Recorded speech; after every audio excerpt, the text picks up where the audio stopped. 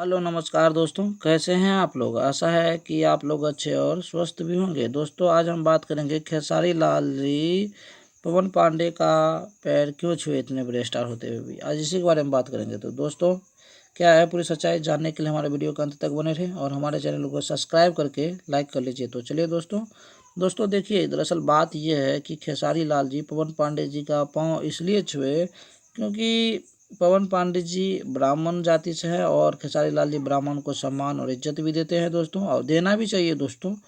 और देखिए दोस्तों, दूसरी बात ये भी है कि खेसारी लाल जी एक ज़मीन से जुड़े हुए इंसान है। स्टार होने का उनके पास थोड़ा भी अभिमान नहीं है दोस्तों। आप देखे होंगे कुछ दिन पहले एक वीडियो आया है, 2 दिन पहले, अपने माता पिता को 2 करोड़ के गाड़ी पे जो चढ़ा के ले गए थे, गांव गए थे, तो वहाँ हर एक इंसान को उन्होंने पाँव छुए और हर एक इंसान से आशीर्वाद लिए दोस्तों। इसीलिए दोस्तों मैं कहता हूँ कि हम सबको भी नम्रता लाना चाहिए, बड़े होने का अभिमान तनिक भी नहीं होना चाहिए दोस्तों।